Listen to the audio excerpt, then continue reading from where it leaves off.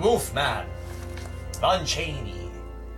We're about to watch Lon Chaney here in a moment.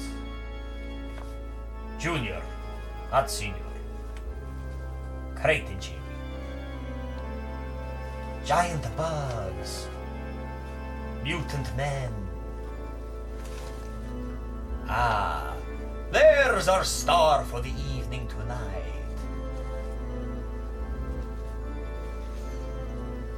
Flash Gordon. Dracula 2000 back then.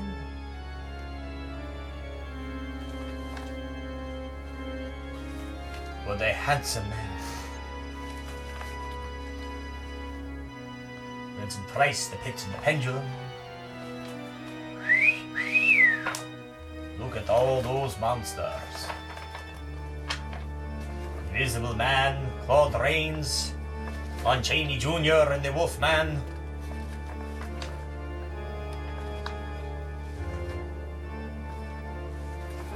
Fantastic film. One of my all-time favorites.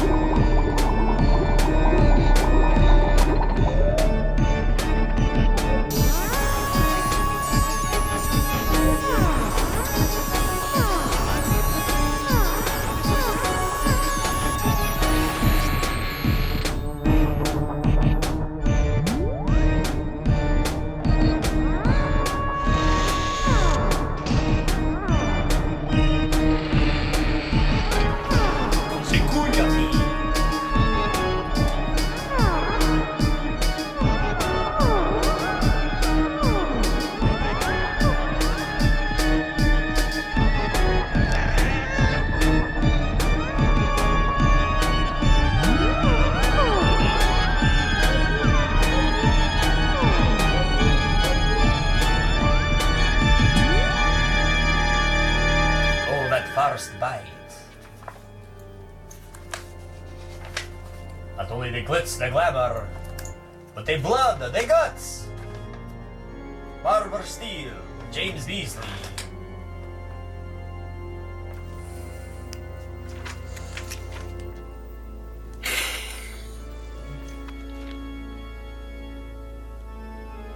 She said, what? Ah, the Gilman. Rest in pieces.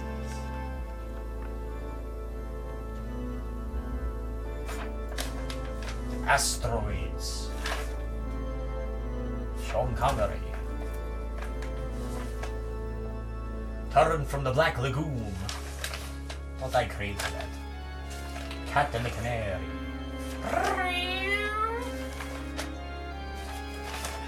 Ah, looks like Lorch is lurching around.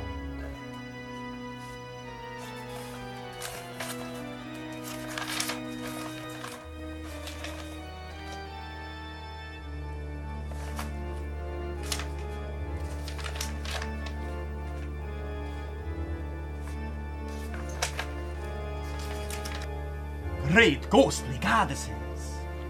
They glitz, they glamour, to be a creepy cool celebrity. May I have your catograph? Left this way, Count. Your reservation is waiting you and your party. No charge, sir. Relax. It was only murder. Ah, to be a famous monster. Tonight, filmed in 1954 and released in 1956, is another sick flick starring Lon Chaney Jr., creeping sooner, at hand in The Indestructible Man. 'Tis a real shocker. Make sure to watch your back, for there may be a vengeful monster's attack.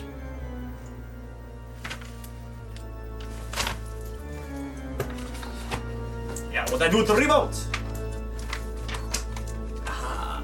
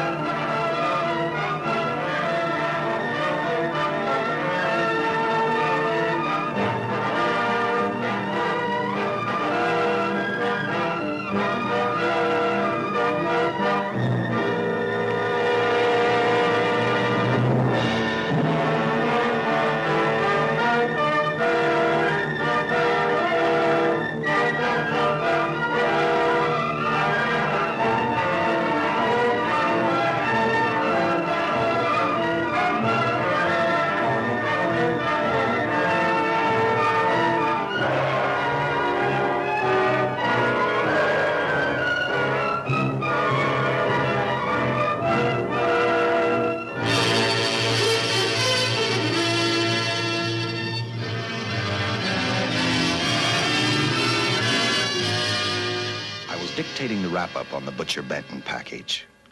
I'm Lieutenant Dick Chasen. This hadn't been a routine case, and to find the answer, I've had to put a lot of little pieces together. It began on the day most cases can be called closed. It was the day before the butcher was to be executed. He was visited by his attorney, Paul Lowe, in the death house. It was at this first meeting the Butcher Benton case took its first switch. Well, that's it, Butcher. The evidence against you is so strong, the governor turned down your appeal. You're a rotten liar, Lowe. You started railroading me from the beginning of the trial. And now you're still trying to throw me curves. Look, I don't blame you for being edgy, but get this straight. I didn't double-cross you. I never worked harder for a client. You mean you never worked harder for a client to get him sentenced? You were a fool, Butcher. If you hadn't tried to double-cross Squeamy Ellis and Joe Marcelli, they wouldn't have turned state's evidence against you. But you had to get greedy. You wanted to keep the whole $600,000 for yourself. Well, the boys got sore, and I don't blame them. It was all your idea. You planned the whole job. You hired us. When you found out I'd staged the money, you decided it was time for me to die. You got those two crumbs to turn state's evidence on me. You stinking rotten mouthpiece. We both know that isn't true, Butcher. Now, look, what's the sense in not giving me the money? It's not going to do you any good. Well, I'll have the satisfaction of knowing that none of you three crumbs are going to spend it. What about Eva? Don't you owe her something? You tell me where the money is, I'll see that she gets your share. I've got a different idea. I'm going to kill you and Squeamy and Joe. Then I'll take care of Eva myself. You thick-headed ape, you're gonna die tomorrow. Remember what I said. I'm gonna get you, all three of you. Even for you, Butcher, that'd be quite a trick. So long, dead man. Remember what I said. I'm gonna kill you, all three of you.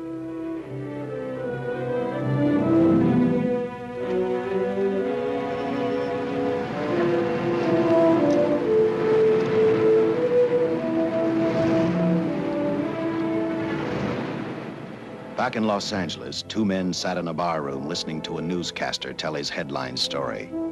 He played up big the butcher's threat to kill Paul Lowe, Squeamy Ellis, and Joe Marcelli for their having turned state's evidence against him.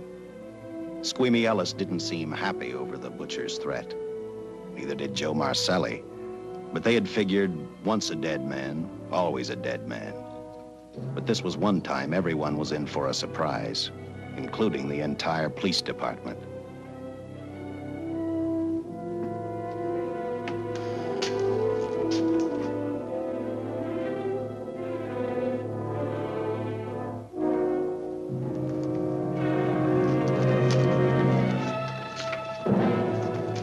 You seen the headlines, Captain?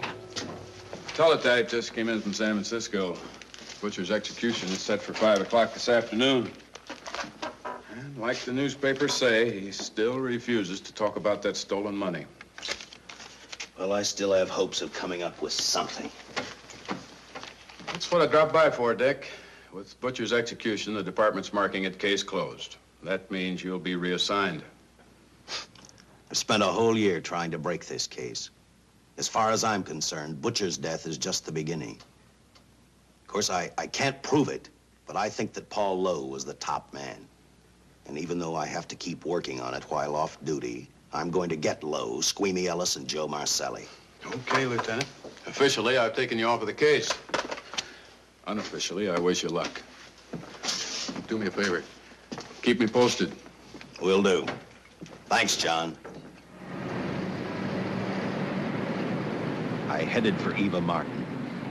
She worked in a local burlesque house. I'm a cop, and my job is to ask questions and get answers. So I decided I might as well start again with her.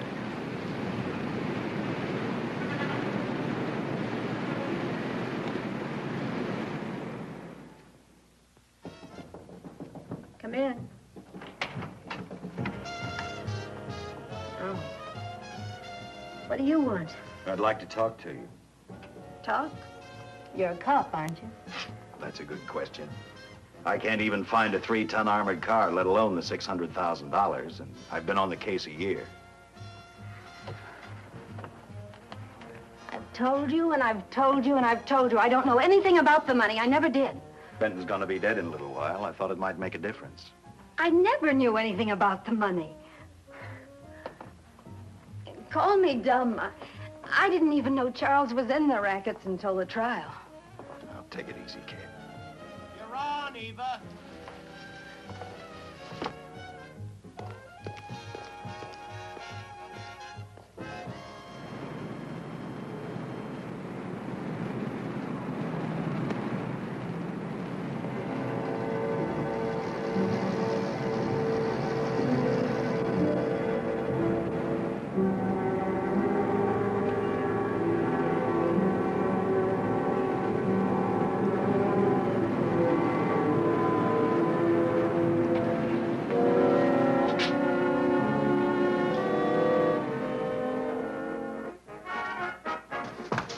Honey, here's your wrap.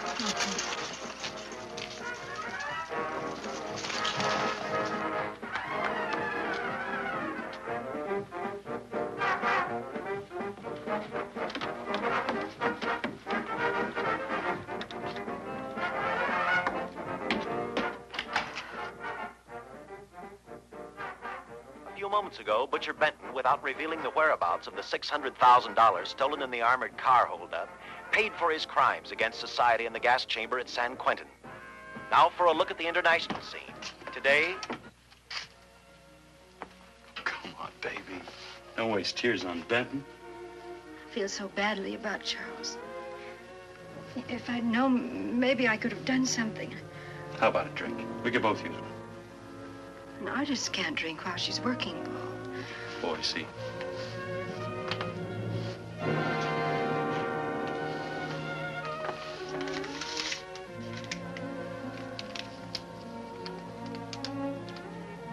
What's that?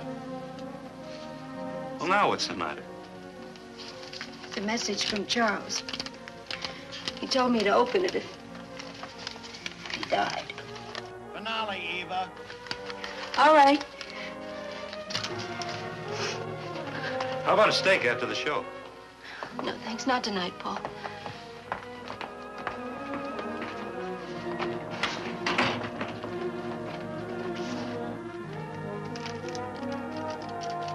I didn't find out until much later, but Paul Lowe, in opening the letter the butcher had given Eva, found a map outlining a section of the city sewer system, and clearly identified was the spot where the butcher had hidden the stolen payroll. He replaced it with a $50 bill. I guess he figured $50 to gain $600,000 was not a bad day's work.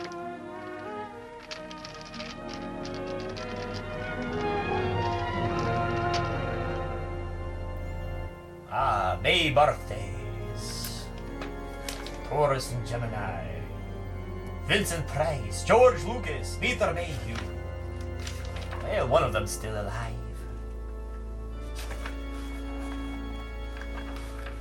Brand new Star Wars action figures.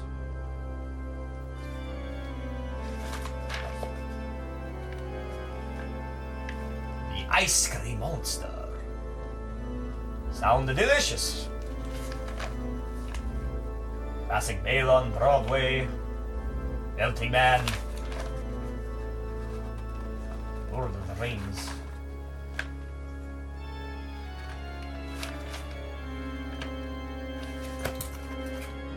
And a few hundred miles away in San Francisco, the case took another switch, which turned the next 72 hours into one long, hideous nightmare.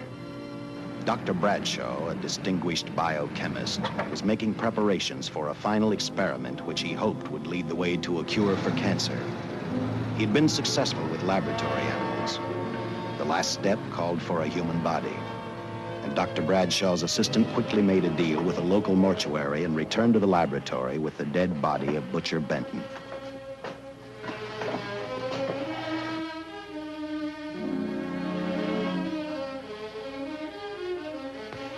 You made good time. Well, I didn't waste any. Any trouble? No, I just handed the money over and moved the body into your station wagon. That was that. Good. Get a syringe.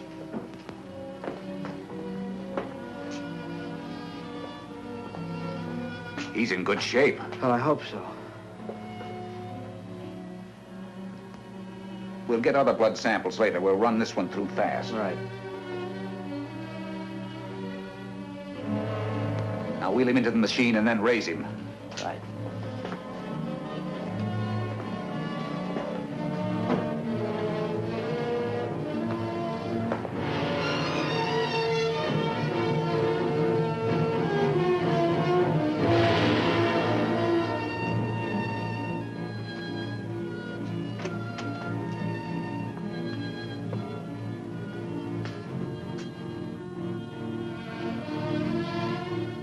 Ready?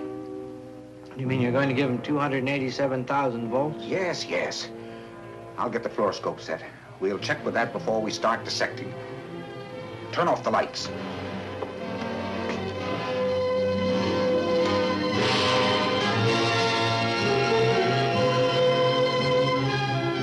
There you are, old boy. If you respond properly and my theory is sound, you'll be more famous dead than alive. Throw the switch.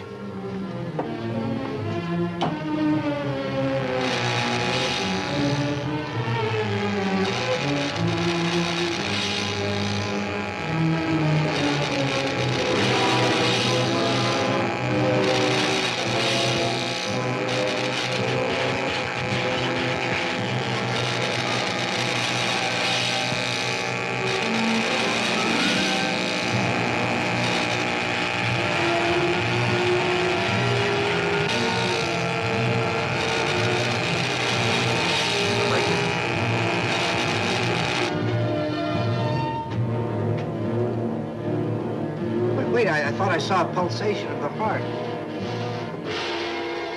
You're right. Dr. Bradshaw is beginning to breathe. You've brought this man back to life. No. The heart muscle has simply responded to a terrific electrical shock, that's all. Yes, but it does prove that the cells still function. Dr. Bradshaw, he is alive. A shock reaction, it can't last. His cells are multiplying now, if your theory is right. could keep that reaction going longer. But it's worth a try. Get the body out.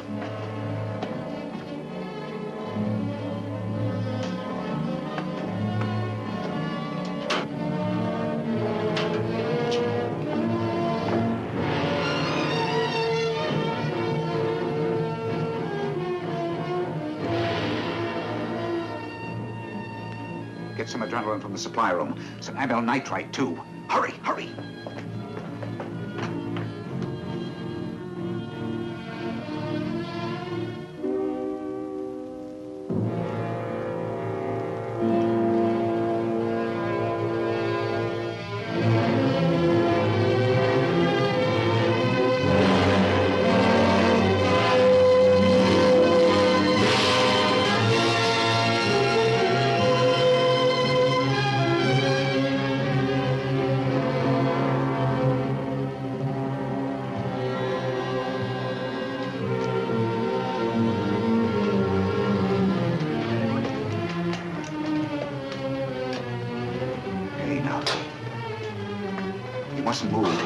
Your heart can't stand the strain. Now, you must lie still. Please, please. Easy now. Easy.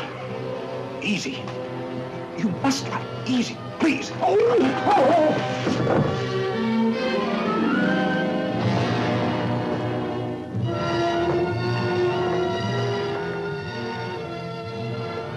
Dr. Bradshaw's experiment had given life back to the butcher. He tried to talk, but the electrical voltage had burned out his vocal cords. Yet it hadn't destroyed his brain. He knew who he was. He knew who he hated. As he stumbled about the room, I think he thought only about one: kill Lowe, Squeamy, and Joe Marcelli. The tremendous electrical voltage that Dr. Bradshaw had given the butcher had increased his cellular structure to the point where he was no longer a man. Dr. Bradshaw's experiment had created a vicious, brutal animal with an almost inconceivable amount of strength. Dr. Bradshaw must have believed the butcher's regained life would last for only a few minutes. Therefore, instead of calling for help, the doctor decided to handle his creation alone. Now, easy, Benton. Just relax. I'm a doctor. I want to try to help you. Do you understand me? You're in my laboratory. The execution was carried out and you were declared dead. I tried an experiment on you and brought you back to life, although I didn't intend that. Now, you've had a great shock. Now come and sit down. Now, be quiet. Now, come and sit down. Take it easy. That's the boy.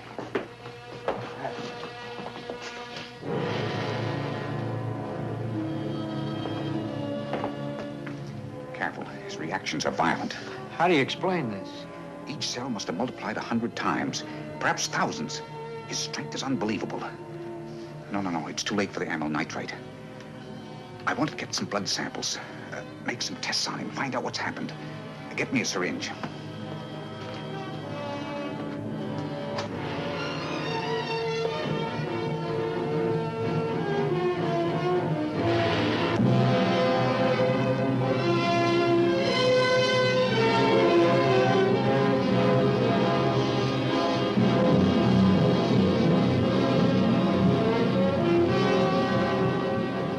The needle penetrate the skin. The tissue must be nearly a solid mass of cells. How are we going to get the blood sample? Surgically, perhaps.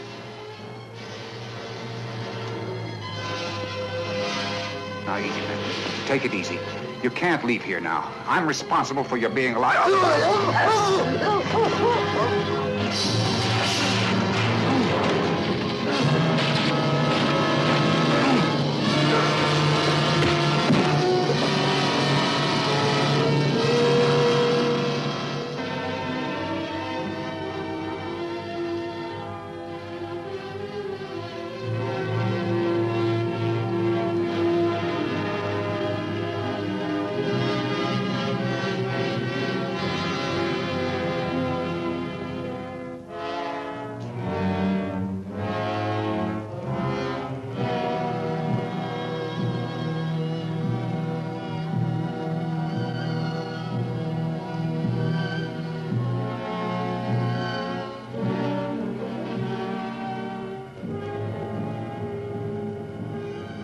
Towards the end of this case, Captain Lauder and I found out the doctor and his assistant had been murdered.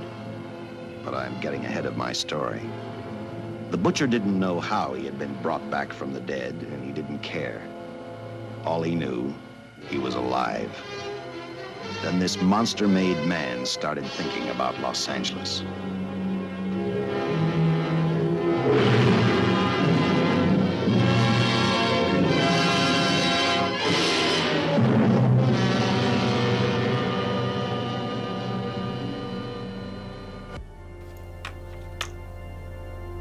Is Cheney on mute?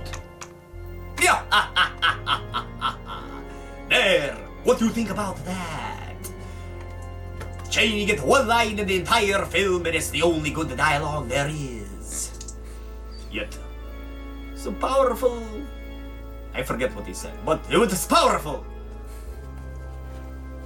And we have the old classic detective narration sensation creeping along the storyline. You see, that stick would not prick the vein, for he meow has his superhuman strength. So strong and indestructible. He's gone mute for a second or 31. I thought that my remote hit the mute button, and that's why I was not getting any dialogue from Lon Chaney Jr. Creepin' Cratons. Well, meow. A meow from our response meowers.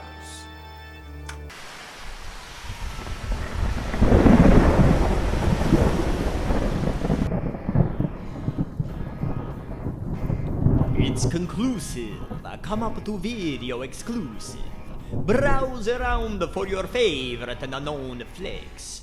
Killer cool, creepy old and new.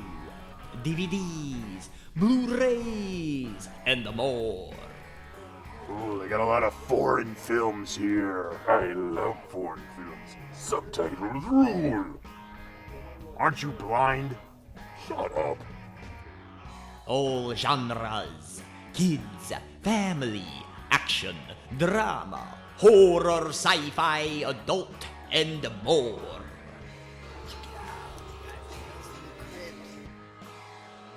Experience the joy and the novelty of video exclusive.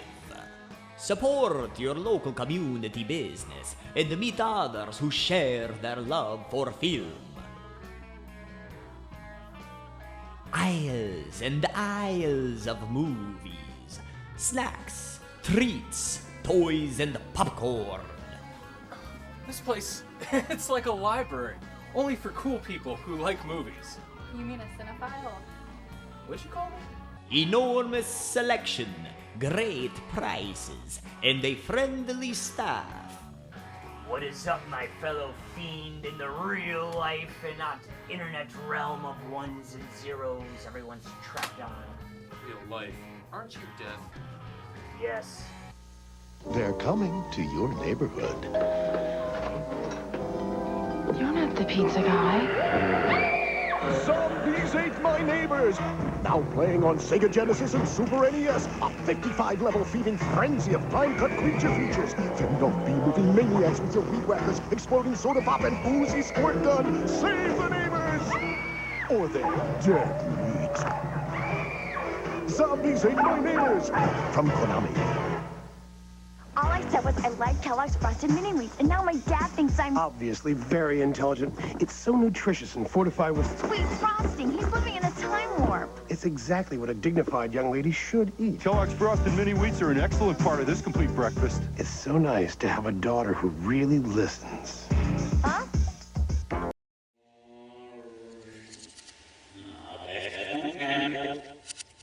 Right foot, left foot, root. Crack, break on. It's gone. Break wrong. Test. What'd you with the briefcase?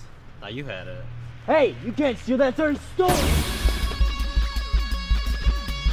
I got an old syringe to shoot some dope. You are under legal contract with galactic law by the omnicore social presence of this galaxy. You were charged with the assassination of Major Shrine Alexabrook. We're entering a black hole. Tomorrow we shall hunt. We should rob somebody. $150 for the night of a lifetime. And you two seem to have failed and flailed at tag, cops and robbers, even spaceman in Halloween games. Let's see if you can make it through gambling recess. And he could be anywhere. Behind the freezer, under the floor tiles, even inside our fucking brains.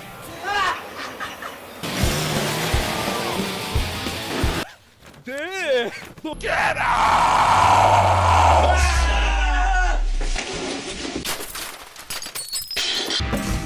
Oh, shit, man. The monster. Cats, rats, vampires at that. 127 foot. Monster. Film books, paperbacks, Barnabas. Bendable monster figures 8 inches tall. Plastic clothes made of cloth. Haunted mansion hobby kids. Build your own rare Dr. Deadly.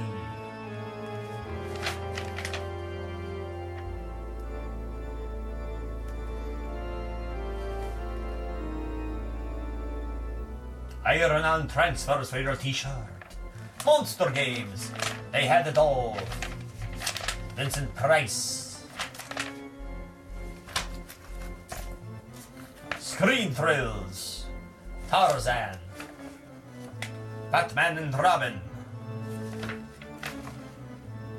Something.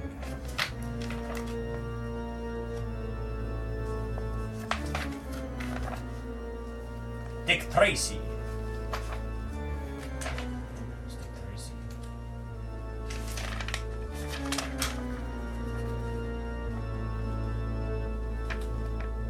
Cheney Jr. reportedly asked director Jack Pollock's film not to make any dialogue changes or additions to the script after lunch.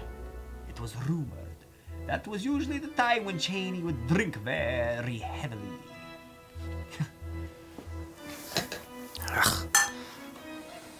Humans and their vices. Pathetic.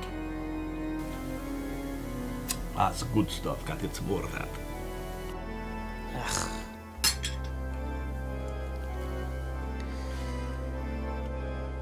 On that very night back in Los Angeles, I decided to stop playing detective for a little while.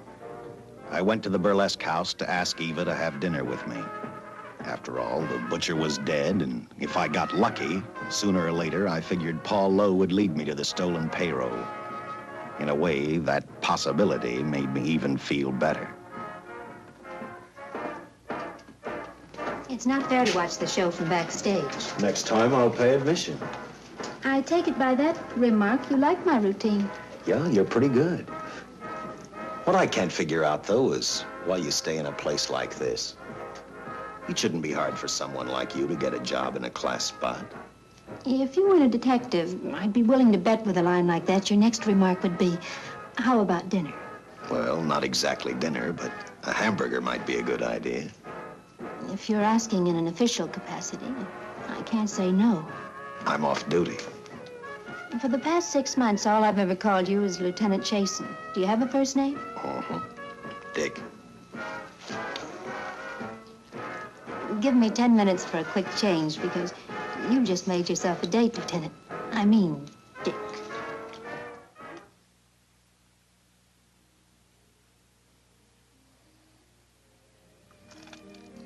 You know something, Dick? I haven't had hamburger in the front seat of an automobile with a guy in a lot of years. Well, from now on, we'll do it more often. It's funny. I always figured a policeman wasn't really a human being. I mean, unless he was arresting someone or trying to solve a case, he was unhappy. Shows you how wrong you are. In fact, everyone on the force gets fed up occasionally with the job they do. Maybe we're more human than anyone else. We see so much trouble, we get to hate the word. But as long as the world's filled with people, there'll have to be men who enforce the laws. What made you join the department? Now who's making with the questions? No, honest, I'd like to know. Well, it's really a very short story. When I got out of the Air Corps, I knocked around for a while. Well, I went to work for an oil company. One day, I went back to college on the GI Bill. Just before graduation, I noticed all about the police department exams. Seemed a pretty good thing to do with your life, so I took the exams, passed, then went on from there.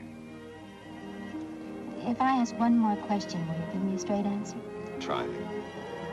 Am I still part of the Charles Benton investigation? I mean, right now. I don't think so. As far as the department's concerned, when Benton was executed, the case was marked closed. But inside of me, that's not good enough. I don't follow you. Well, the $600,000 is still missing. And a fast-talking underworld lawyer like Paul Lowe is walking around a free man. Someday, no matter how long it takes, I'll get him and the money. Until I do, the Benton case for me is not closed. I give you my word, Dick. Charles Benton never told me anything about the money.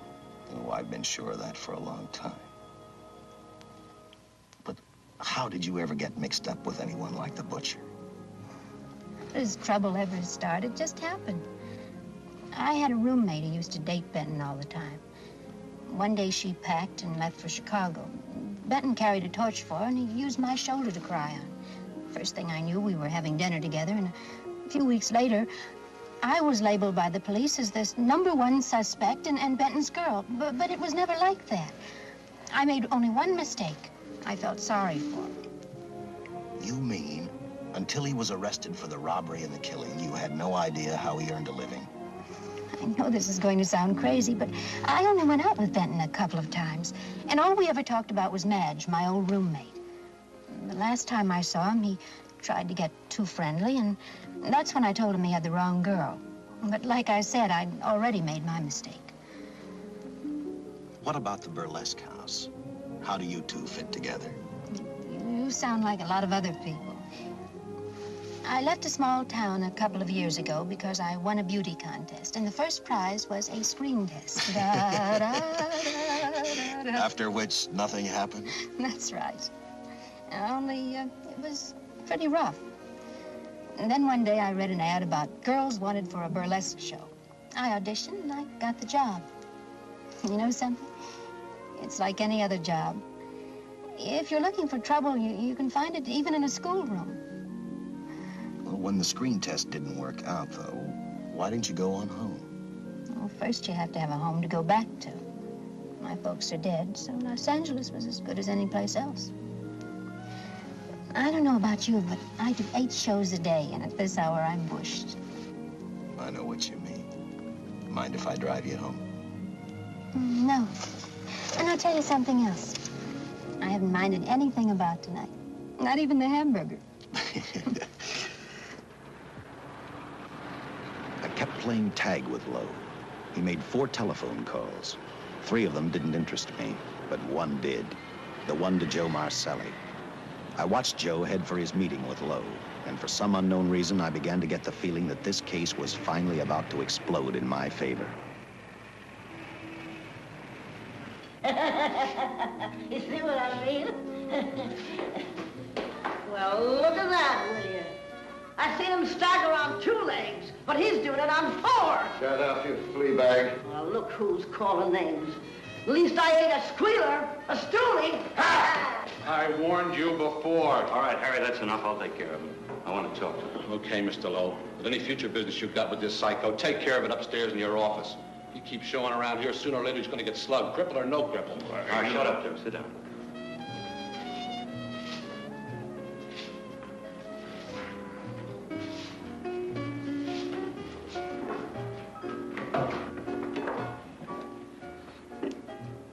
I need a shot, bad.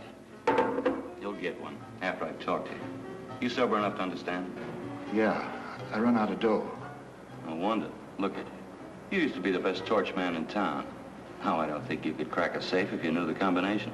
No jobs. Nobody wants me since I turned stakes on Benton. That's your doing. You told me. All right, quit crying. I got a job for you. If you can stay off that stuff long enough. You know I can if I've got a job. How much? What is it? It's $2 grand in it for you. Where? right near where he pulled the job. Interested? $2 grand ain't much out of 600,000. There'll be other expenses. Besides, that money's plenty of it. Now, you want it, or do I get another boy? I'll do it. How soon do you want me to go to work? Set it up for tomorrow night. Call me before noon. I'm going to the races. 1. And that's all. The job's over.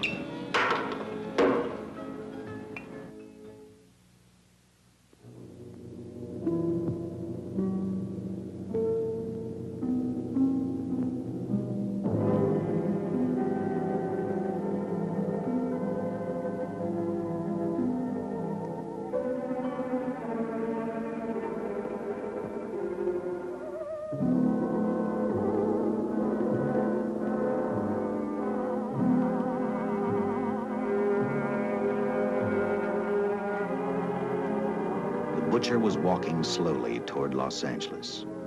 He'd traveled through wooded hills to prevent being seen by anyone. Finally, he came to a quiet road. He stopped to get his bearings. And then he saw her, and he saw something else, an automobile. For the butcher, that rang a bell. With a car, he knew by the next afternoon he'd be in Los Angeles in plenty of time to catch up with the 3 men who had double-crossed him.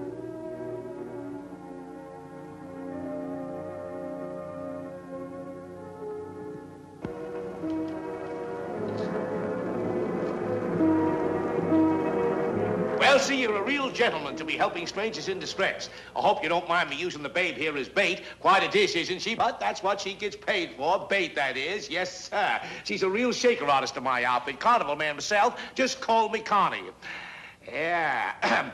Well, friend, we're in a little bit of difficulty here. Got a flat tire, brand new car, no tools in the back. Why, some of these dealers make my carnival grifters look like babes in the woods.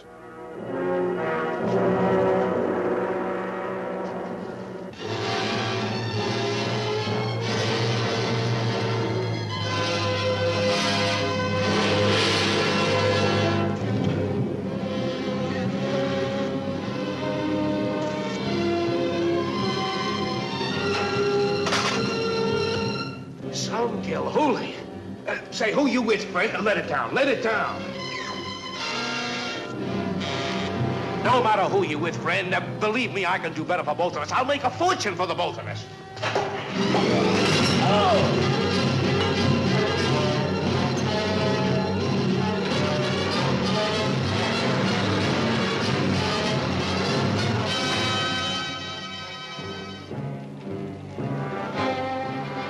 An hour later, the San Francisco Police Department sent out an APB.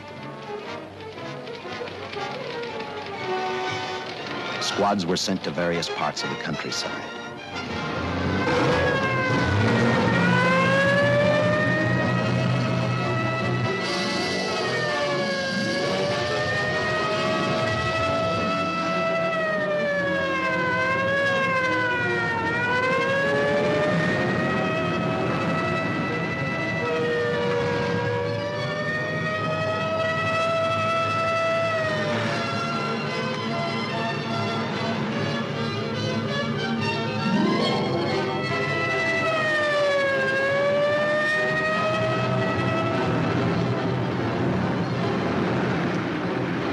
Roadblocks were thrown up to catch the cold-blooded killer the hysterical girl had described.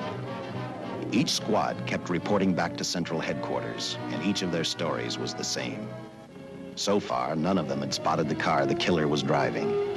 Orders were given to shoot to kill, because from the girls' further accounts, they realized they were dealing with a maniac.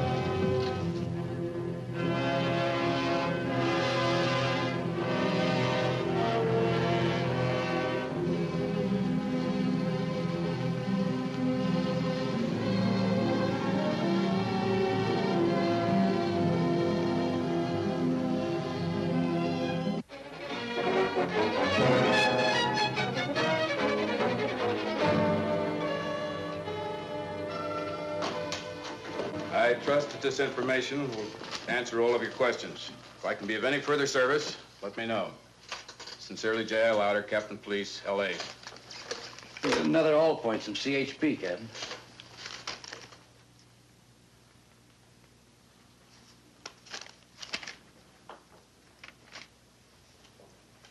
These reports sound like they come from a bunch of loonies.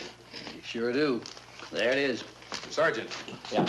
I want Lieutenant Chasen to look these over as soon as he comes in. All right, Captain. The next morning, I read the stories of the brutal murder of the 2 police officers. I also read the witness's statement about the bullets having no effect upon the killer. I felt sorry for the witness, and I thought about how easily a person's mind can become confused when suddenly they receive a brutal shock. I didn't believe a man existed who could not be stopped by a slug from a .45. Good morning, Captain. You and the rest of the force are going on 24-hour duty. Seen the headlines? You mean this guy that's running amok up north? Yeah, the latest report, he's killed 2 police officers. Made a getaway in a green coupe heading south. I've got a hunch this killer's gonna be our baby. He could be in town right now. Yeah. You better get started, Lieutenant. Okay. Any new leads on that hold-up money? I think the girl can probably be counted out. If any of the others are wise, they're keeping mighty quiet. Well, let it ride for now. The whole force is gonna be on the spot until we catch this killer. Newspapers will have a field day.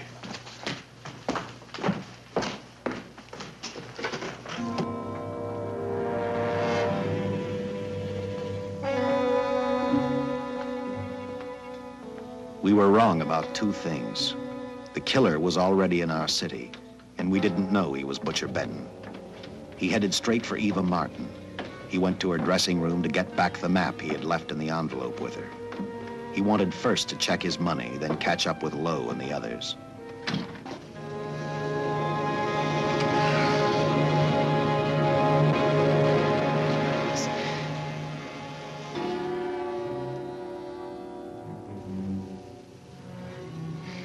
Can't be. But you do look like him. Only different somehow.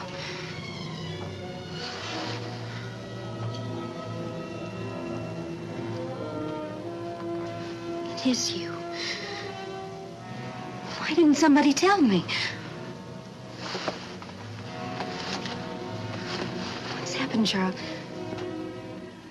Those look like bullet holes. Are they?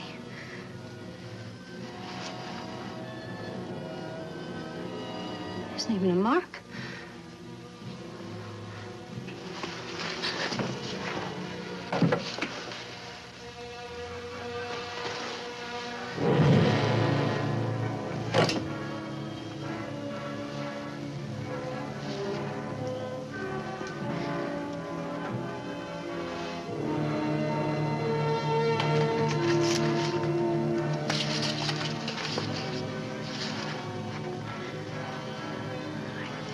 I opened it like you told me, and I found the $50.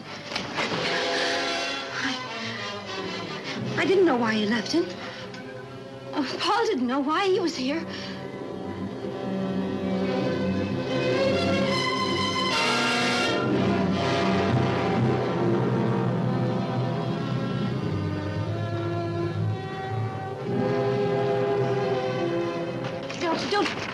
Don't play crazy.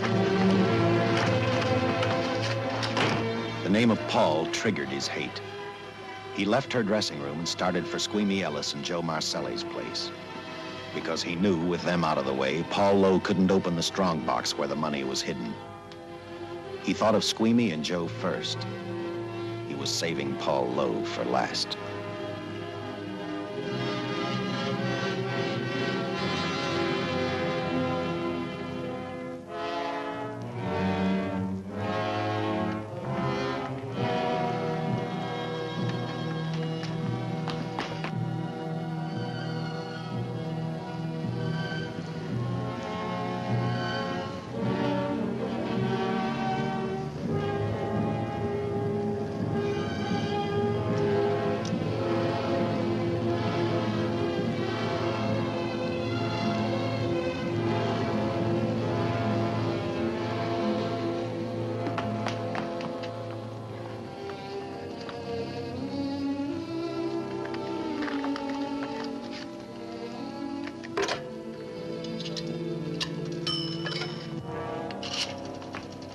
Eva, can I borrow your eyebrow pencil?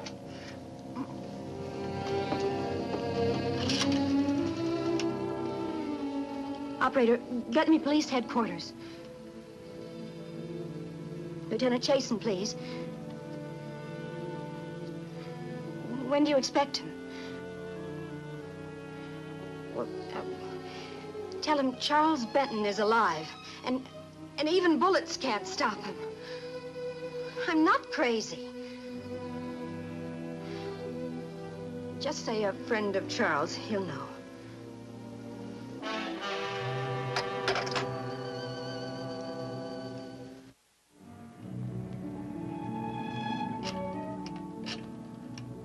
After leaving a message for me, Eva telephoned Squeamy Ellis. She tried to tell him the butcher was alive and on his way over to kill him. Squeamy didn't believe her, and in a way you couldn't blame him. Who in their right mind would believe a man had returned from the dead? What Squeamy actually believed was that the butcher, before his execution, had hired a killer to carry out his threat. It was a dark night in the sewer when Shredder was finally cornered. His only escape? To mutate into a road-ready mutant module. How are they gonna catch him? Look! Leo is mutating into a fire engine! And Don is mutating into a stock car! Cowabunga Splitter is mutating into the party wagon! Better hit the road, Shredder, because the road-ready turtles are on your tail. Now they mutate. I want my cocoa wheats. Cuckoo wheats? What's that? Not cuckoo wheats, cocoa wheats. Tastes like hot cocoa, and it's part of this complete breakfast. Cocoa wheats can't be beat. It's the creamy hot cereal with the cocoa treat. To be big and strong, have lots of fun. Eat cocoa wheats, everyone. It's cuckoo wheats. It's cocoa wheats, bird brain. Ask for yummy cocoa wheats today. Stay tuned inside out, for there's more nonsense to creep up next.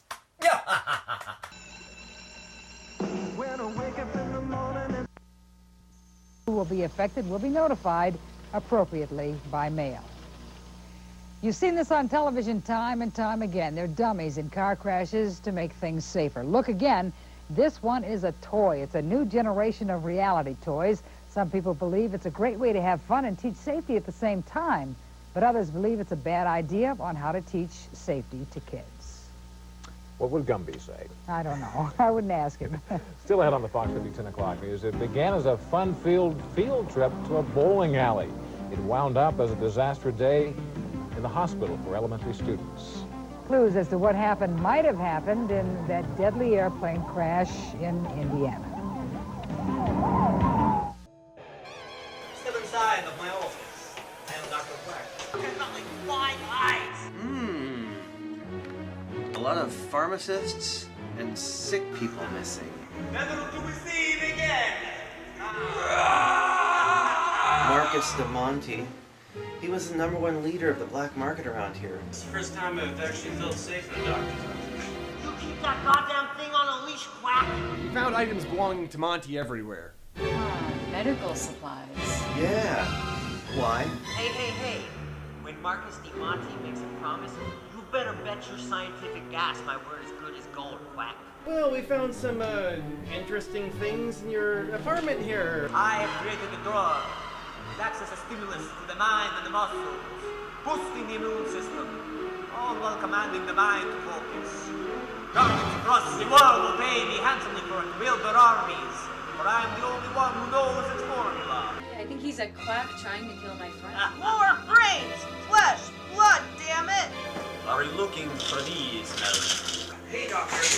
I was hoping you could take a look at my arm. It seems to have been broken, falling off the porch. Ah! No! Melvin, it's me! Valerie! And I don't even know what that is. Well, Crack can't open fire on the door. Melvin don't like people.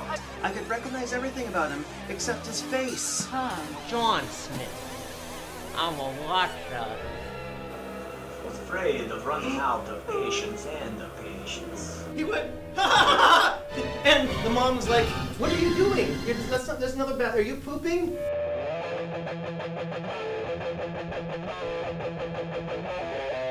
Sizzling creatures. Telepathic communication. Taking steps away into it. King Kong. Ah. The Kong of Kings.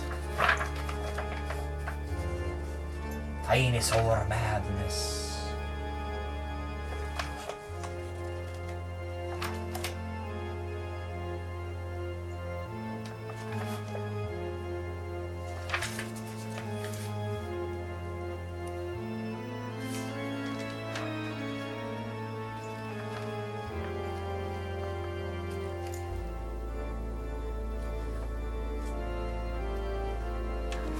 Is all it pretty in focus? Mm-hmm.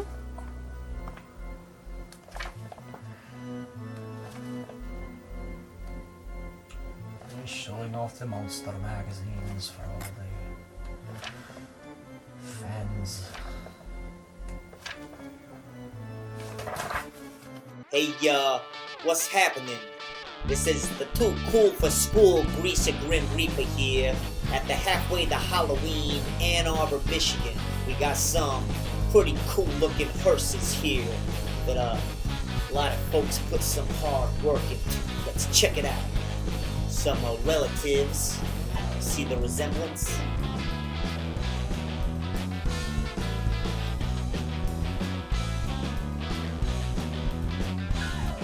That's me. Bad to the bone. Little.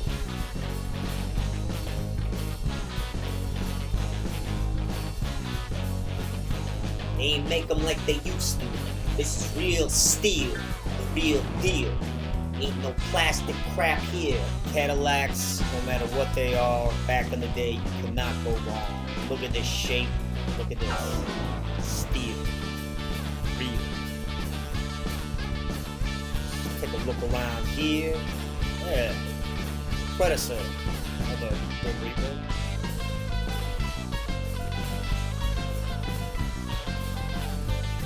Dead at the wheel.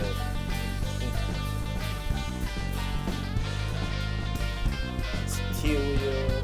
This thing is pristine. So, tell me about this fine beauty of a caddy we got going here. When'd you get the car original? Oh, you got it done. Oh, not fair. It's got like a pocket on the back on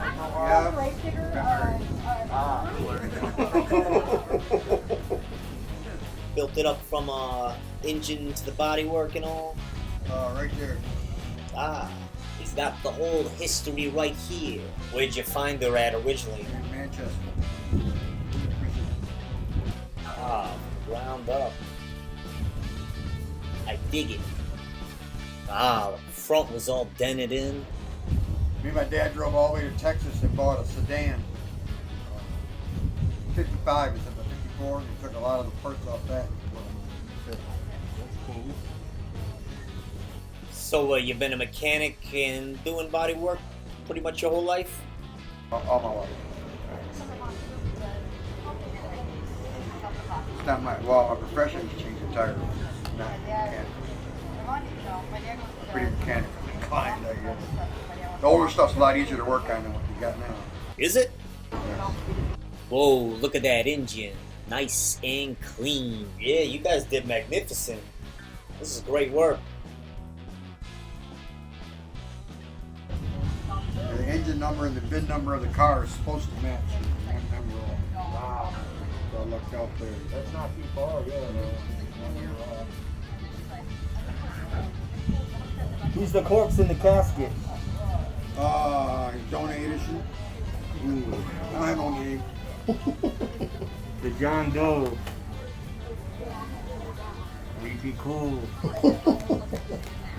What's your name? Mike. Mike? Pleasure to meet you. Thanks for telling us about your hearse here. Beautiful, beautiful. There you have it, cats. Another hearse back from the dead.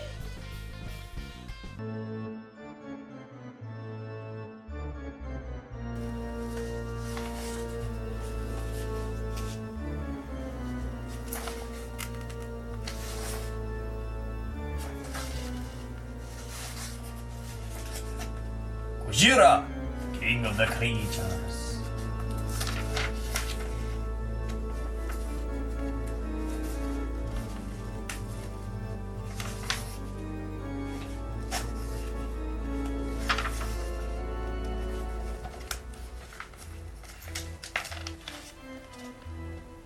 King Kong vs. Godzilla.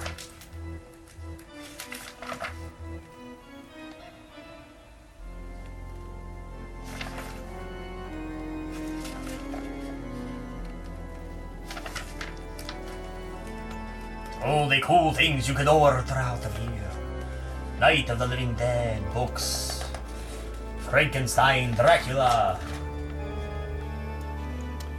Yes. Often there are times I find myself down and out, weeping and meowing about the castle. Nothing more than a creeping corpse, it seems, riding the waves of immortality. Throughout this infinite madness, we find ourselves losing the ability to care, drifting further and further into our own despair. But at that, I just remember, I myself am an indestructible cat. Meow.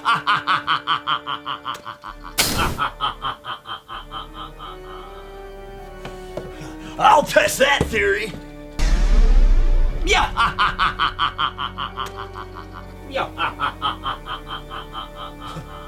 Okay, cool. I'll go test this out on somebody else then.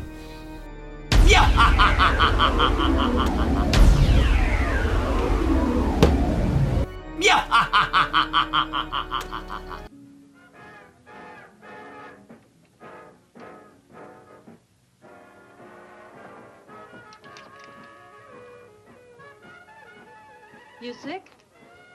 What? You don't look so good to me. 10 minutes, Eva. All right. Say, Eva, I could take over the matinee trick for you. What?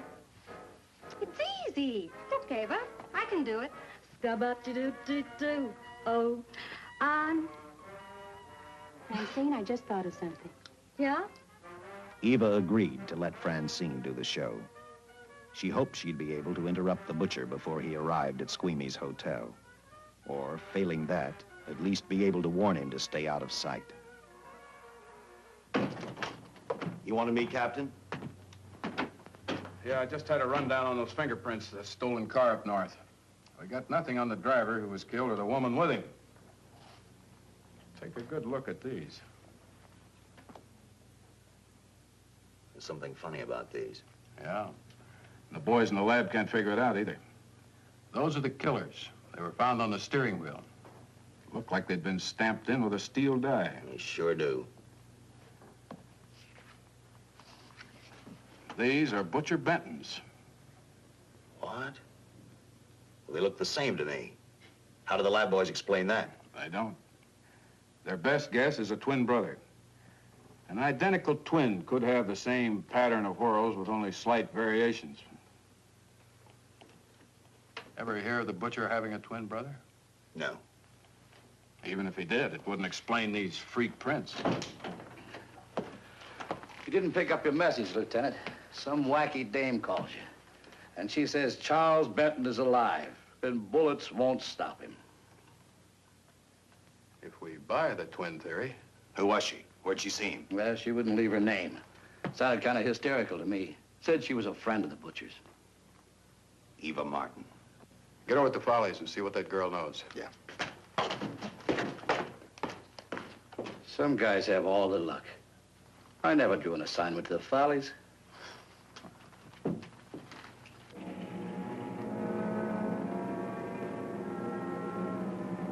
Meanwhile, the butcher headed for Squeamy's hotel. He didn't seem to be in any particular hurry. Actually, he seemed like any normal person, on his way to work or on his way home.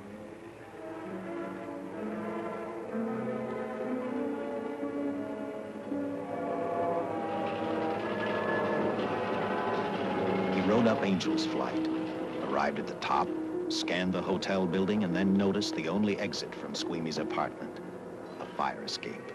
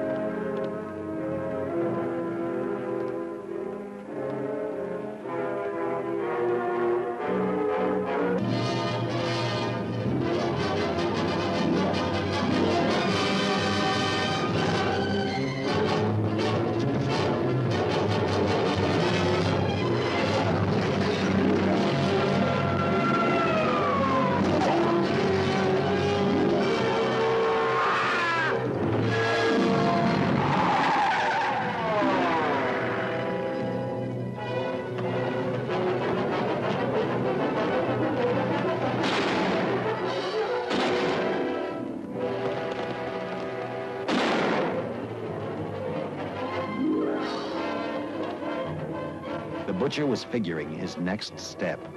And as he looked at the dead cop, he thought about Paul Lowe, the next man on his list. Seen Joe Marcelli? Not since last night when I told him I didn't want him around here no more. Give me a shot.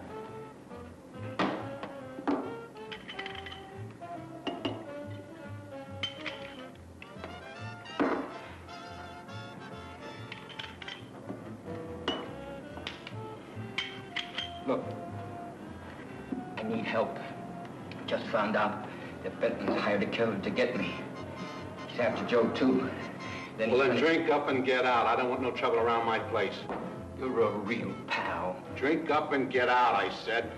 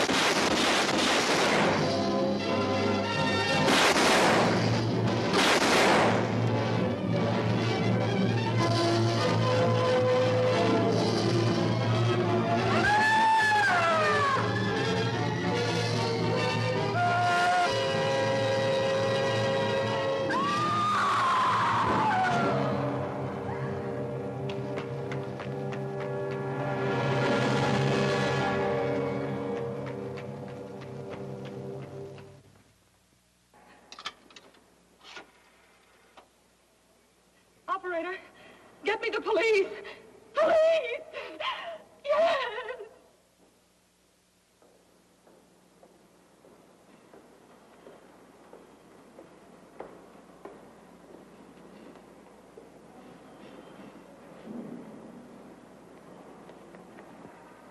What's happened? A guy named Squeamy got thrown from the 5th floor. He's deader than a mackerel. Customer of mine. You mean Squeamy Ellis? Yeah, that's it.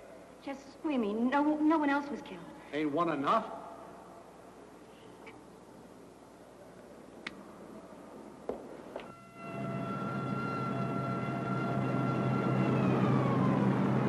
I tell you, the bullets never even phased him. He must have been wearing a bulletproof vest. God help us when the papers get a hold of this. Keep an officer on duty here till you hear from me.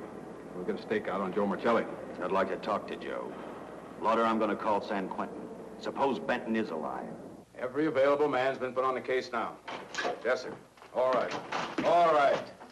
Anything new? Report on Dr. Bradshaw, owner of the station wagon. The San Francisco police located his laboratory in the basement of an electrical power receiving station. Bradshaw, what's he know? He's dead. And another man, too, his assistant. The lab is a shambles. But now we're getting some action from San Francisco. Benton's body never arrived at the mortuary where it was supposed to go. An attendant there finally broke down, admitted he picked up some quick cash by handing the body over to a man he was unable to identify.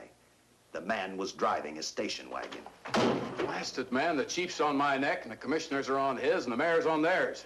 Now, am I supposed to tell them that our killer is a dead man? They found a notebook in Bradshaw's lab. It ties his experiments in with a Professor Dwiggins at Caltech. I hope to hear from Dwiggins soon. Captain, report from the valley on a hysterical woman. Reports the presence of the killer. There's the location. Let's go.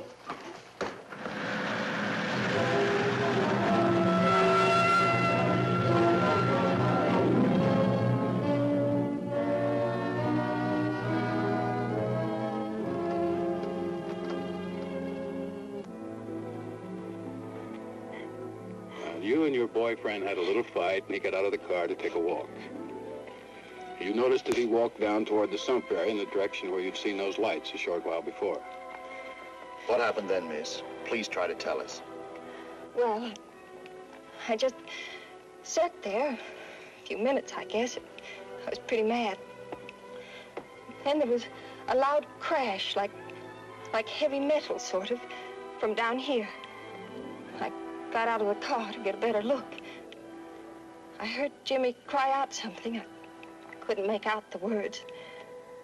Then down here, in a patch of light, was Jimmy. And coming toward him was this man. Big man. Lifted Jimmy up over his head like he didn't weigh a thing. Jimmy screamed. Just once, before he broke Jimmy's back. I heard it snap, not far away. Then I started running till I found this house. They let me use the phone. Thank you, miss. We'll see that you get home right now. O'Malley, see that the young lady gets home all right. Paul Lowe, while driving to his office, heard a radio commentator report the murder of Joe Marcelli. And what shocked him most was when the broadcast identified the killer as possibly being the butcher. Lowe headed straight for Eva Martin at the Burlesque Theater. Oh, you gave me a start, Mr. Lowe. What are you doing here? Where's Eva? Oh, I'm taking her place. I'm going to wear her costumes. What's it to you? I asked you, where's Eva? Hey, don't get physical. Well, watch your tone of voice, Buster. I told you. Little Eva isn't here. I could see that for myself. Where is she? She's at police headquarters. That's where she is. Yes, sir. No, sir. Captain Lauder's still with the mayor. The killer dropped out of sight. He was last seen in the Hollywood area. Yes, sir. We know he's dangerous. Every angle's being covered. Yes, sir. I'll tell him.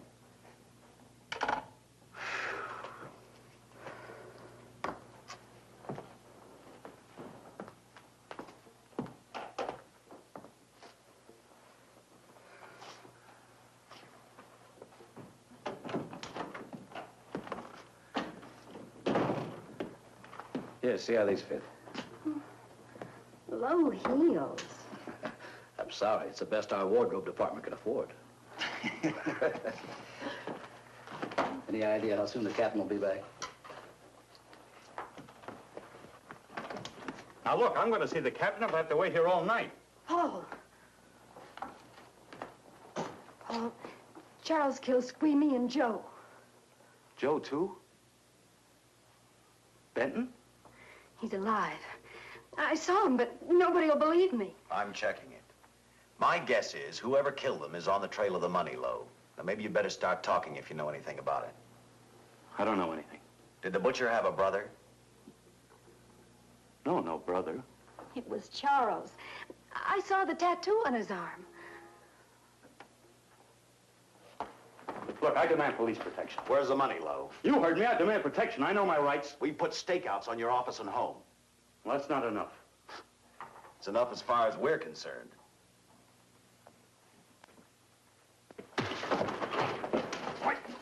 Are you gonna book me, Sergeant? Dan, throw away the key.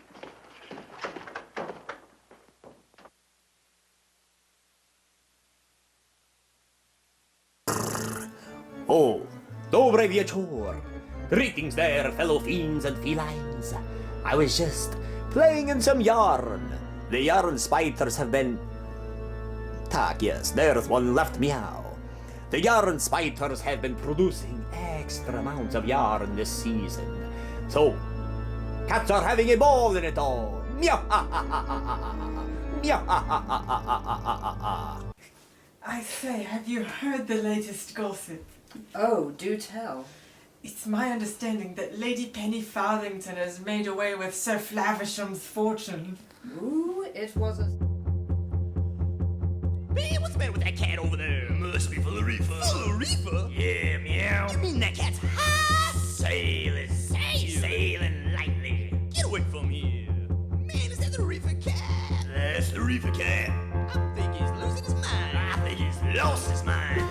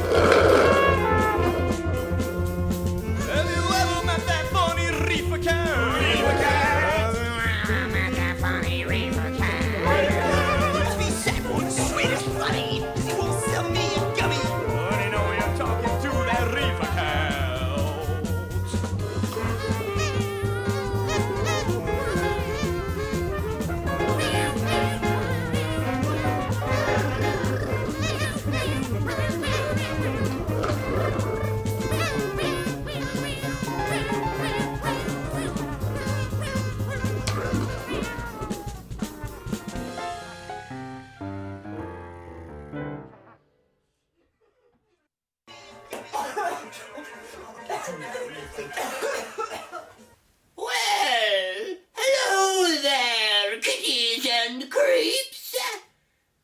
Here we are again. Happy to see you return for the Wacky Witch's Killer Kitchen. Tonight, we will be making Count Cat's favorite beverage of all time. Chocolate blood shakes, yes. Tak, the shakes are my all-time favorite. So, what you need, some peanut butter, human breast milk. If you don't have any human breast milk, you could also use oat milk or something.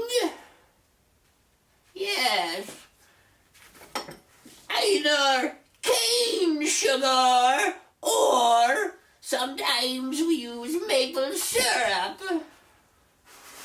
A little bit of poison. Jumping straws. And moon magic human female period blood.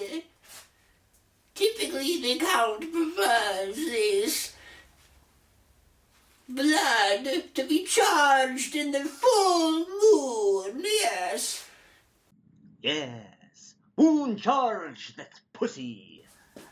Human period blood, moon magic charged. Some raw cacao, that's the more deadly lethal version of chocolate. My fangs are salivating in anticipation. Frozen bananas. Some straws of corpse. So, first thing you want to do,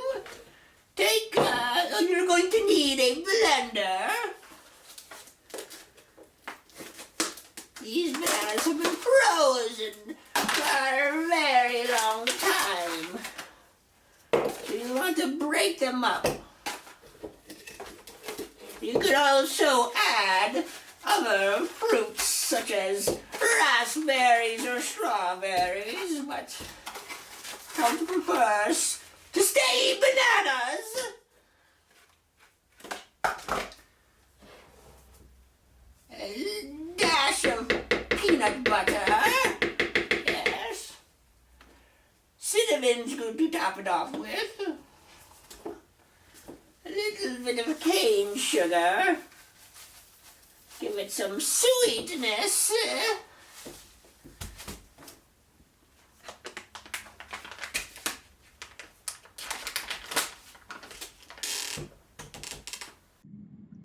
Ooh, yummy, yummy in my feline tummy.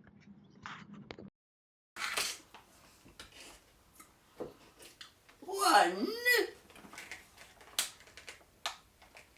two. We'll start with 2 dashes of raw cacao, and might as well make it 3. If only they'd scoop my poop like they do this cacao. Human breast milk.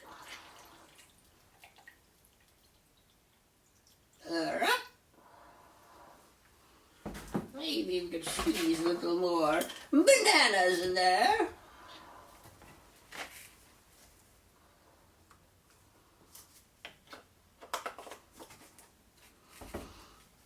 I think the Count's going to love this, don't you, Count? Talk. They soothe me, calm me down. I need one luck, meow. Hurry it up, witch. Yes. Of course, Count.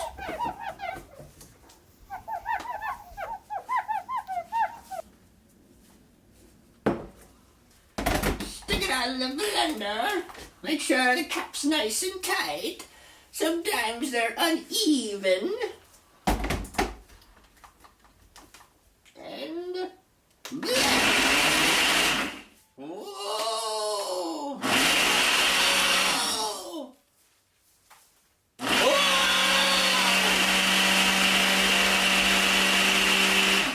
And I have to say, that was the only one that's going to be found blood everywhere. So, after they released him,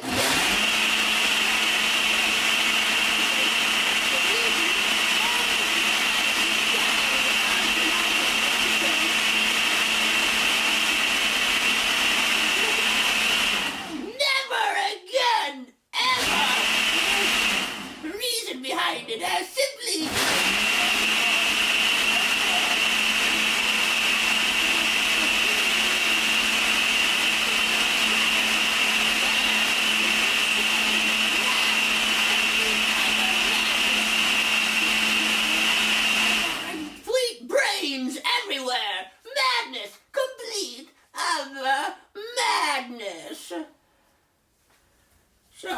take it off. We'll check it.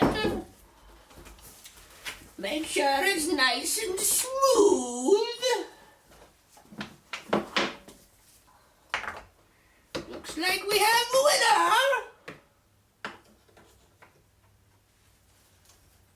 Let me take one of these glasses Count Cat prefers and just pour it in. Just like that there. Take human blood, human period blood. Gotta keep it fresh.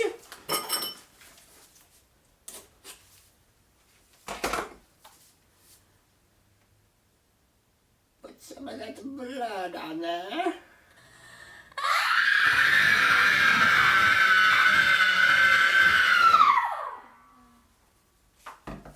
And of course, we're going to sprinkle just a little bit of cinnamon in there. Simple.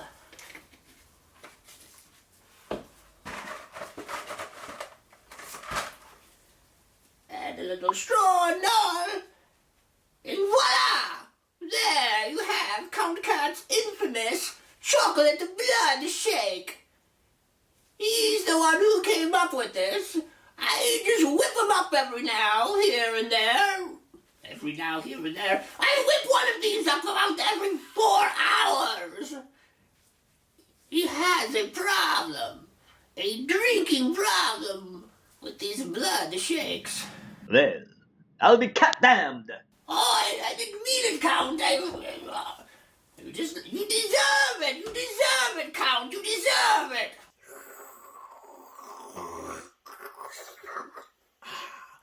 I cannot get enough. It's the perfect drink for Count Cat here. Props to the Wacky Witch for whipping this up. And there you have it, creeps and kitties. And there you have it, kitties and creeps. A chocolate blood shake made with human breast milk, consensual, and moon magic charged human period blood. Thanks for coming on down into the Wacky Witch's Killer Kitchen.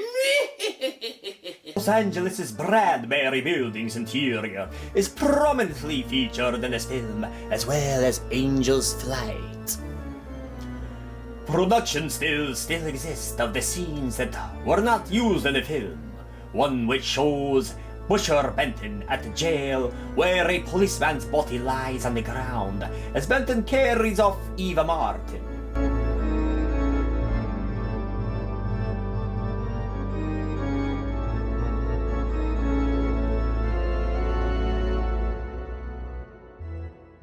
The scene logically came after the police threatened to release Paul Lowe from custody if he does not reveal the location of Benton's loot. And before the scene where it's revealed that Eva was checked herself out of the hospital, presumably after recovering from unspecified injuries. Presumably, the scene is where Benton made good on his threat to get Paul Lowe, breaking into the jail to do so.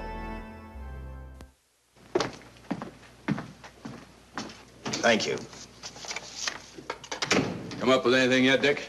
Oh, we've checked every hotel, motel, and rooming house in town. We've run a cross-check on every hangout Butcher ever used. Net results, blank. This is incredible. We not only discover a dead man turned killer, but it's beginning to look like he plays ghost, too. He's somewhere in this city, and if we have to take it apart brick by brick, we've got to get him. I may be way off, but I think Paul Lowe could tell us a lot. Maybe. But it's a cinch he's not going to. Well, suppose he had no alternative. You better grab some coffee. Your mind's beginning to play tricks on you. No, now, wait a minute. When Lowe came to us for police protection, it was because he was scared stiff the Butcher would add him to the list of Squeamy Ellis and Joe Marcelli. Go on. It figures, too. When he slugged the sergeant, he knew we'd book him right away. Oh, this Lowe's a pretty cute character. But we can play the same game. You mean we'll threaten to release him? Well, not exactly. You tell him you realize that he was excited, that throwing the punch was accidental. Tell him we're not going to make a charge, that he's completely released. Lieutenant, you know we can't do that. Lowell made his first mistake when he hit the sergeant, and that'll get him a year. As far as the department's concerned, at least it's a small victory. If my hunch is right, Lowe won't want to be on the streets with the butcher looking for him. And he may talk, and talk a lot. Enough maybe for us to get rid of him permanently. Even lead us to the butcher. If he's frightened enough, that might work. But if it doesn't... No, Dick, I'm not going to release him. I want him out of my way so bad I can taste it, but not bad enough to be responsible for getting him killed. The good thing about that, Captain, is the fact we know it, but Lowe doesn't. Let's give it a try. All right, Lowe. Come on out. I think you'll find everything in there. You're free to go, Mr. Lowell. Wait a minute. Who do you think you're kidding? You arrested me for assaulting an officer. Court, I'll plead guilty. With luck, I might get off with 6 months. For a lawyer, you're forgetting a very important point. If no charge is made, there's no trial. It was a tough day for everyone. We figured your nerves were on edge, and when you threw the punch, you didn't know what you were doing. I've squared everything with the sergeant. It's all over, all forgotten. Yeah? Why'd you bring a stenographer? Simply because I wanted a record of our conversation at the time of your release. Okay, Lowell, let's go. Oh, wait a minute.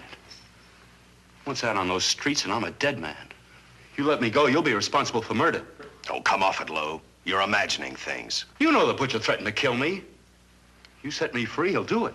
Well, that's just a risk we'll have to take. But the way I look at it, Mr. Lowell, you'll be okay. Look, Captain, I'll make a deal with you. You keep me here and I'll tell you how to recover the money. Maybe even catch the butcher. No deals, Lowell. You'd probably tell us anything just to stall for time.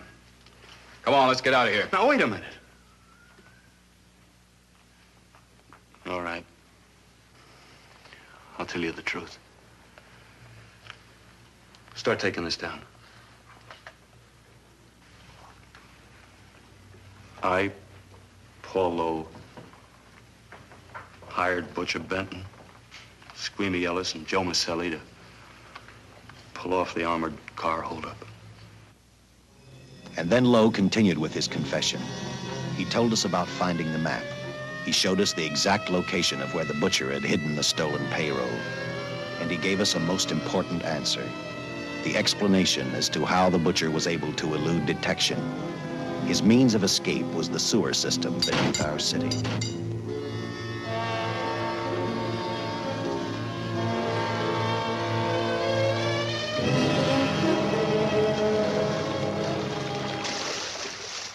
The department went to work fast. Every police squad in the city was detailed to cover a specific area. Every entrance and exit to the Los Angeles city sewer system of 700 miles was covered. Captain Lauder and I, along with several other squads, headed for the entrance where, according to the map, Butcher had hidden the money.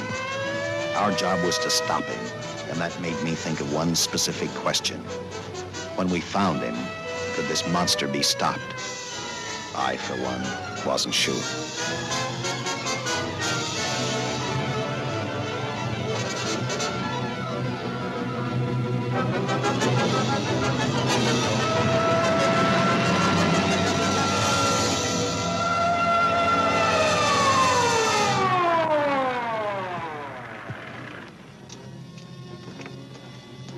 Everything all set, Lieutenant?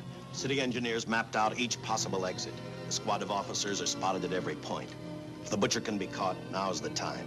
Well, after I talked to Caltech, I called on the fire department for a little help. The professors thought a flamethrower might stop him. Flamethrower? I suppose their boys have had a chance to join our squads by now. I see we have one with us here. Have you thought about what'll happen if this doesn't work? No. I've been praying too hard that it will work.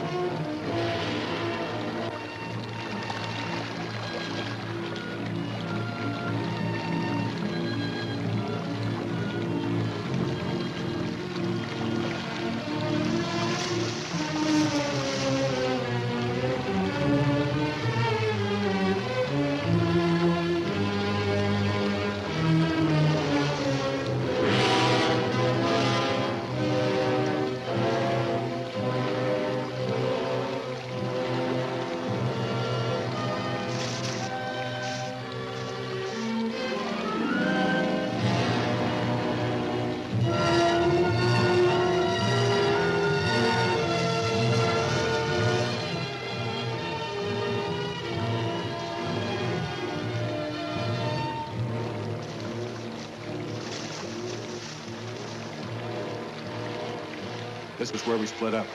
I'll go straight ahead.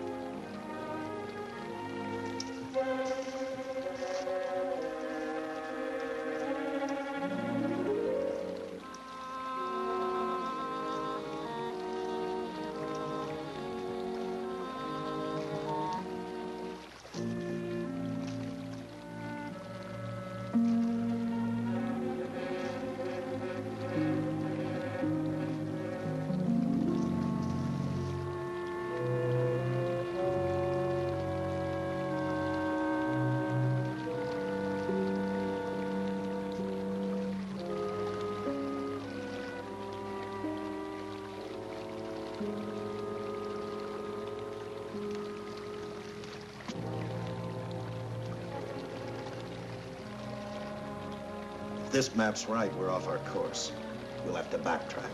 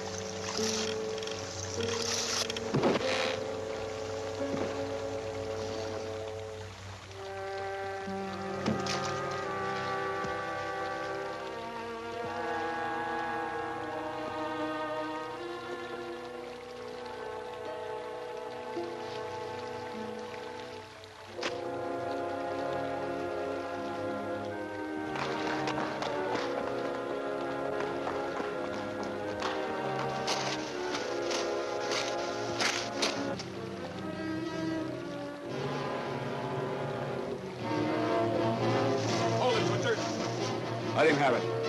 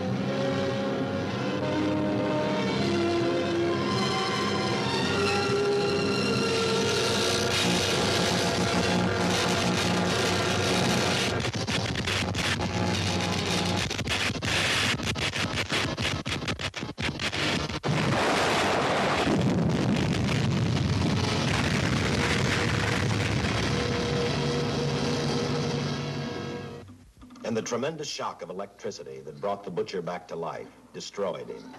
The $600,000 stolen in the armored truck robbery has been recovered. Case closed. Well, here are the scientist's comments for your records.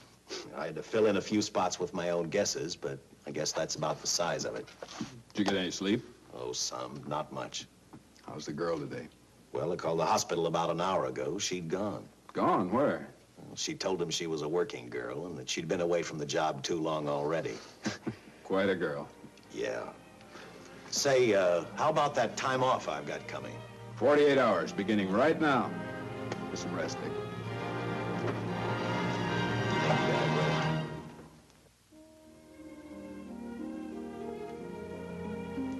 You know something, Dick? The past 72 hours seem like a bad dream. That rest in the hospital today really gave me a new lease on life. Now that it's over, I can't believe it actually happened. The important thing is to remember it is all over. I suppose you'll be assigned to another case. I'll have to give up hamburgers in the front seat of the car for steaks in a restaurant. No. I've thought about that. In fact, I decided to do something about it. I started by talking the captain into a short holiday, and just about an hour ago, I got you fired. What? What did you do that for? I figured that being my wife would take up all of your time. Even if I wanted to say no, I couldn't. You're not supposed to say no to a detective. I figured that, too.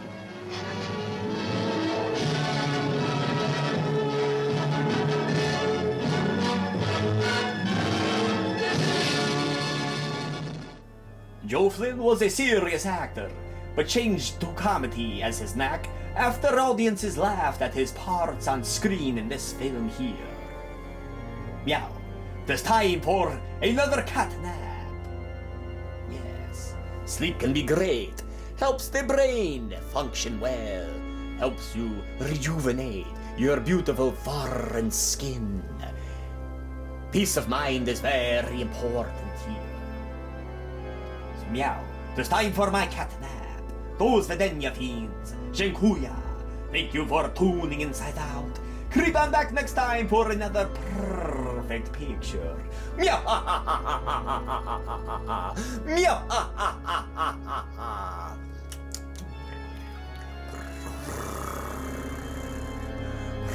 Meow.